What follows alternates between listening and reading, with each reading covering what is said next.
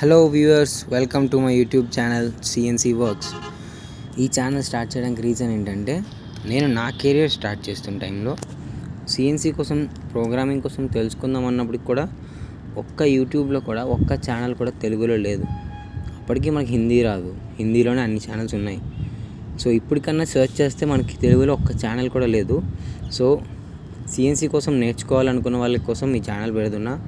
And ఇందులో మీకు నేను సిఎన్సి ప్రోగ్రామింగ్, సిఎన్సి కోడ్స్ ఏంటి, సిఎన్సి టూల్స్ ఏం యూస్ చేస్తారు, ఎలాంటి టూల్స్ సెలెక్ట్ చేసుకోవాలి, ఎలాంటి ఫార్ములాస్ యూస్ చేస్తారు అనేది ఈ ఛానల్లో మీకు నేను క్లియర్గా ప్రతి ఒక్క వీడియోస్లో తెలియజేస్తాను. Okay, let's start. అండ్ దీనికి ముందు మర్చిపోద్దు, subscribe to CNC Works, because మీకు ప్రతి ఒక్క అప్డేట్ కూడా ఈ ఛానల్లో రావాలి. మీరు తెలుసుకోవాలి అనుకున్నప్పుడు సబ్స్క్రైబ్ చేసుకోండి. లైక్, డిస్లైక్, కమెంట్ చేసినా చేయకపోయినా పర్లేదు, బట్ కమెంట్ మాత్రం మీకు ఏమైనా డౌట్స్ ఉన్నాయంటే ఇందులో తప్పనిసరిగా కమెంట్ చేయండి, నేను రిప్లై చేస్తాను. అండ్ మీకు ఏమైనా డౌట్స్ ఉంటే దానికి రిలేటెడ్గా నేను వీడియో కూడా చేస్తాను. సో ఇప్పుడు సిఎన్సి మిషన్ కోసం తెలుసుకుందాం. అసలు సిఎన్సి మిషన్ అంటే ఏంటి అనేది మనం తెలుసుకోవాలంటే ఈ వీడియో చూడాలి. సో సిఎన్సి మిషన్ ఇక్కడ మనం సిఎన్సి కోసం తెలుసుకోవాలంటే, what is CNC? Computer numerical control. ఇది రిచర్డ్ కేగ్ అనే అతను డెవలప్ చేశారు. అది కూడా 1952లో జరిగింది. సో దాని తర్వాత 1958లో అతను పెటెంట్ అనేది ఫైల్ చేయడం జరిగింది. ఇక్కడ పెటెంట్ అంటే మీనింగ్ ఏంటంటే, ఒక ఇన్వెన్షన్ జరిగింది, సో దీని యొక్క డీటెయిల్స్ ఏంటనేది పబ్లిక్ మొత్తానికి తెలియజేసేదే పెటెంట్. సో అతను 1958లో మనకి ఇది ఫైల్ చేశారు ఈ టెక్నాలజీ కోసం. సో 1958 నుంచి అప్పటి నుంచి ఇప్పటివరకు ఇలా డెవలప్ అవుతూ వచ్చింది. సో ఇందులో మనకి ప్రైమరీ కాంపోనెంట్స్ అనేవి ఉంటాయి. Command function, drive are motion system, feedback system. Command function అంటే ఏంటంటే, మనం ఇప్పుడు సింపుల్గా ప్రోగ్రామింగ్ ఇస్తాం, సో దాని నుంచి కమాండ్ వెళ్తుంది అది. And drive are motion system అంటే, నీకు ఒక యాక్సిస్ అనేది మూవ్ అవ్వాలి. సో యాక్సిస్ ఎలా మూవ్ అవుతుంది, ఎంత మూవ్ అవ్వాలి అనేది ఈ డ్రైవ్ మోషన్ సిస్టంలో కంట్రోల్ చేస్తాం. సో ఫీడ్బ్యాక్ సిస్టంలో యాక్సిస్ పాయింట్ ఎక్కడుంది అండ్ ఎంత మూవ్ అయింది అనేది ఫీడ్బ్యాక్లో మళ్ళీ మనకి వెళ్తుంది సిపియూకి. సో అది అనమాట దాని ప్రైమరీ కాంపోనెంట్స్ అనేవి, command function, dual motion system, feedback system. So దాని తర్వాత మనం సిఎన్సి ప్రోగ్రామింగ్ కోసం యూజ్ చేసే సాఫ్ట్వేర్స్ ఏమైనా ఉన్నాయంటే, Mastercam, Delcam and SolidWorks. And ఇక్కడ మనం ఆటోక్యాడ్ కూడా యూజ్ చేయొచ్చు, బట్ ఆటోక్యాడ్లో మనకి ప్రోగ్రామింగ్ అనేది జరగదు. సో ఈ సాఫ్ట్వేర్స్ అనేవి యూజ్ చేస్తాం. అండ్ మనం మాన్యువల్గా ప్రోగ్రామింగ్ చేయొచ్చు. అండ్ నువ్వు దాన్ని మాన్యువల్గా ప్రోగ్రామ్ చేసి కార్డ్ రీడర్ ద్వారా, టేప్స్ ద్వారా, యూఎస్బి ద్వారా ఈ స్టోరేజ్ మెమరీలో సేవ్ చేస్తాము. ఓకే, సో అది మాన్యువల్ ప్రోగ్రామింగ్ చేయడం కోసం మాన్యువల్గా ప్రోగ్రామ్ రాయొచ్చు మిషన్లో, అండ్ నువ్వు సిస్టంలో జనరేట్ చేసింది. అండ్ మనకి టైప్స్ ఆఫ్ సిఎన్సి మిషన్స్ అనేవి ఏమేమి ఉంటాయంటే, లేత్ మనకు తెలిసిన మనం వర్క్షాప్స్ చూసుంటాం. సో ఇందులో 2 యాక్సెస్ ఉంటాయి, X and Z. And routers, and ఇది wood turning and long length కటింగ్స్కి కానీ యూస్ చేస్తారు. అండ్ మిల్లింగ్ వచ్చి multiple purposes and with components అనేవి చాలా క్రిటికల్ చెక్ చేయడం కోసం. And plasma, 3D printers and CNC laser cutting machines అనేవి చాలా హై ప్రెసిషన్ వర్క్స్ యూస్ చేయడం కోసం యూస్ చేస్తాము.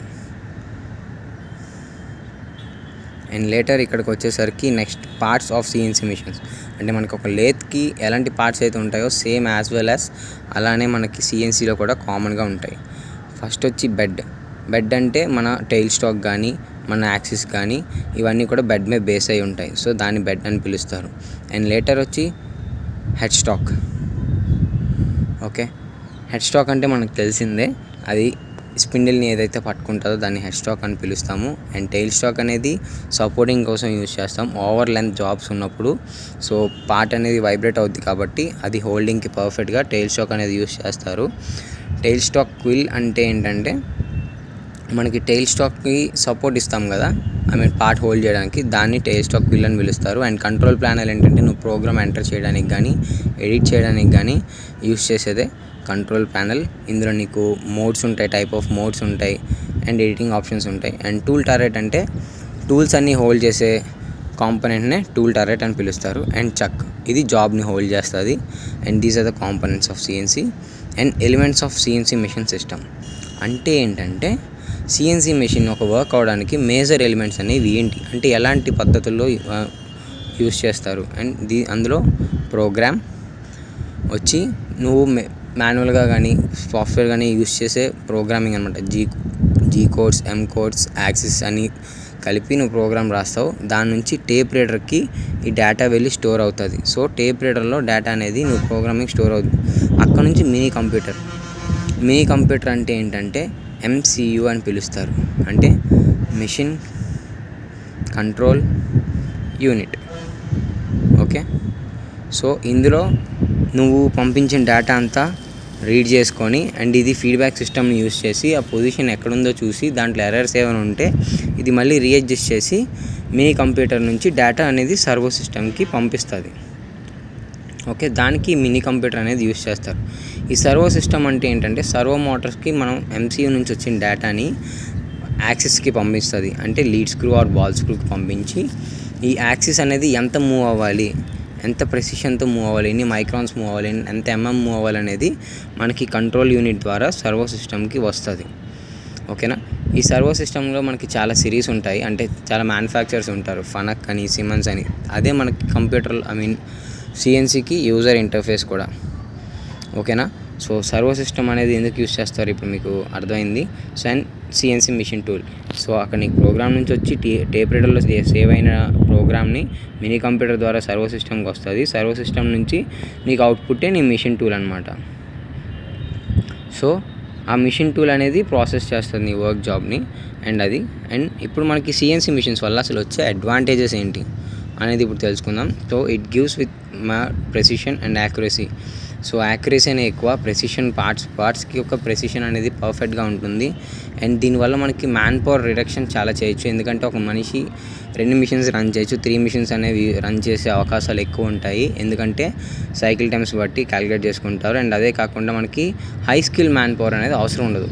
ఒక లేత్ రన్ చేయాలంటే, ఒక ప్రోగ్రామింగ్ లేకుండా ఒక లేత్ మాన్యువల్గా రన్ చేయాలి అంటే వాడు చాలా స్కిల్ అయి ఉండాలి. అండ్ అదే కాకుండా ఒక నార్మల్ బేస్ ఉన్న వాడిని ట్రైన్ చేసినా సరిపోద్ది. అండ్ దీంతో హై యాక్యురసీ ఉన్న కాంప్లెక్స్ డిజైన్స్ కూడా మనం ఈజీగా ప్రొడ్యూస్ చేయొచ్చు సిఎన్సీలో. అండ్ ప్రొడక్టివిటీ చాలా ఎక్కువ ఉంటుంది, క్యాపబిలిటీ ఎక్కువ మిషన్ది, అండ్ తక్కువ మెయింటెనెన్స్ కాస్ట్తో రన్ అవుతుంది. అండ్ అలానే కాకుండా మనకి ఒక పార్ట్ నుంచి ఒక పార్ట్కి సెటప్ చేంజ్ అవర్ టైం తక్కువ, and tool change our time కూడా చాలా తక్కువ. ఎందుకంటే ఒక లేత్ నువ్వు నార్మల్గా మాన్యువల్ లేత్లు చేయాలంటే ఒక టూల్ తీసి మళ్ళీ వేరే టూల్ ఫిట్ చేసి రన్ చేయాలి. బట్ ఇలా కాదు, ఇది టర్రెట్లో మనకు ఆల్రెడీ ఎన్ని కావాలో అన్ని టూల్ పోస్ట్తో మనం ఆల్రెడీ టూల్ని ఫిక్స్ చేసి పెడతాం కాబట్టి సో దాన్ని బట్టి నీకు టూల్ చేంజ్ అవర్ టైం అనేది చాలా సేవ్ అవుతుంది. సో దీంట్లో కొన్ని డిసడ్వాంటేజెస్ అనేవి ఏ ఒక్క దానికన్నా కామన్. సో అందులో ఉండే డిసడ్వాంటేజెస్ అంటే చూద్దాం. ఇన్స్టాలేషన్ కాస్ట్, అంటే ఒక మిషన్ స్టార్టింగ్లో నువ్వు కొన్నప్పుడు కానీ అది ఇన్స్టాలేషన్ చేస్తున్నప్పుడు కానీ కొంచెం కాస్ట్ అనేది ఎక్కువ. అండ్ ఏదైనా ఒక ఎక్విప్మెంట్ ఫెయిల్ అయిందంటే నీకు పక్కా అది మార్చడానికి మనకి హై స్కిల్డ్ పర్సన్ అనేది చాలా ఇంపార్టెంట్. అండ్ అది మార్చడానికి కూడా కొంచెం టైం పడుతుంది. సో ఆ టైంలో నీకు డౌన్ టైం అనేది ఎక్కువ అయిపోద్ది. సో అందుకు ఇది ఒక డిసడ్వాంటేజ్.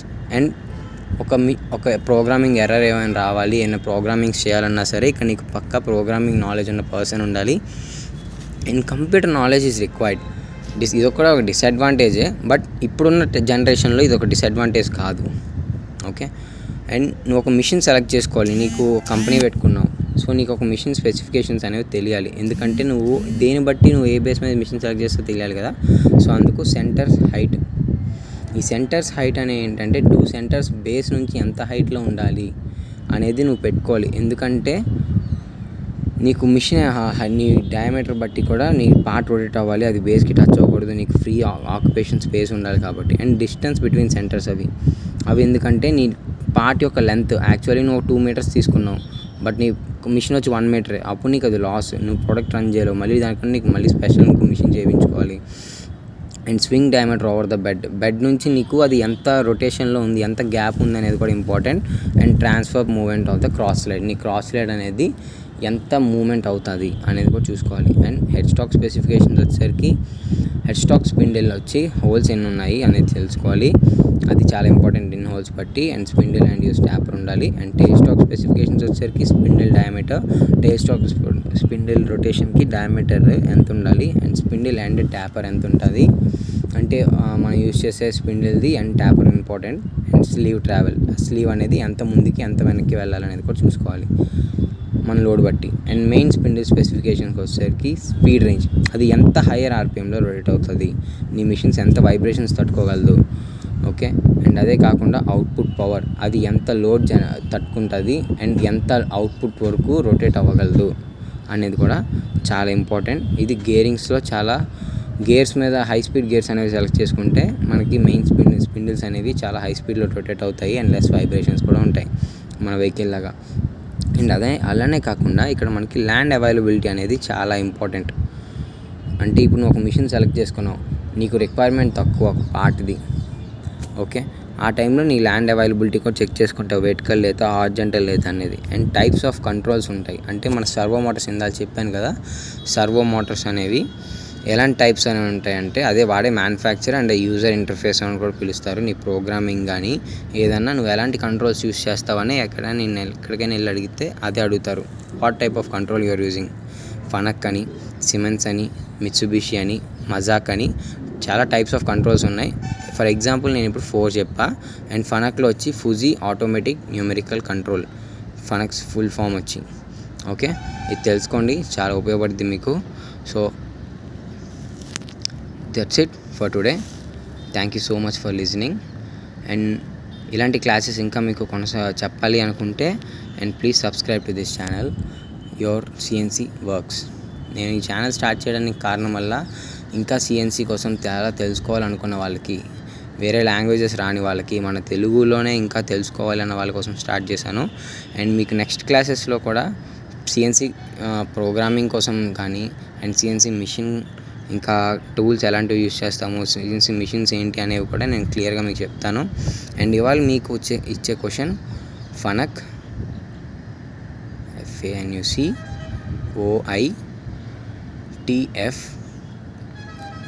ప్లస్ అంటే ఏంటి. మీరు ఒక మిషన్ రన్ చేస్తున్న వాళ్ళు ఎవరైనా ఉండుంటే ఈ ఫనక్ OITF ప్లస్ అని నీ కంట్రోల్ ప్యానెల్ పైన కనబడుద్ది. సో అది అసలు అంటే ఏంటి అనేది నాకు మీరు తెలుసుకోండి, నాకు చెప్పక్కర్లేదు. ఇవాళ మీకు అది ఇస్తున్న క్వశ్చన్ అనమాట. సో దీన్ని బట్టి మీకు ఎంత ఇంట్రెస్ట్ ఉందో మీకు అర్థమవుద్ది.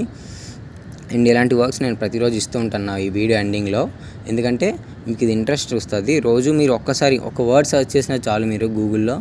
సో దీన్ని బట్టి మీరు చాలా నేర్చుకోవచ్చు సిఎన్సి కోసం. అండ్ చెప్తున్నా, చాలా స్కోప్ ఉంది సిఎన్సి పైన. ఇప్పుడు ఏ మ్యానుఫ్యాక్చరింగ్ ఇండస్ట్రీ అన్నా సరే యూస్ చేస్తుంది మ్యానుఫ్యాక్చరింగ్కి సిఎన్సి మిషన్సే. ఓకే, మినిమం ప్రోగ్రామింగ్ నాలెడ్జ్ అనేది చాలా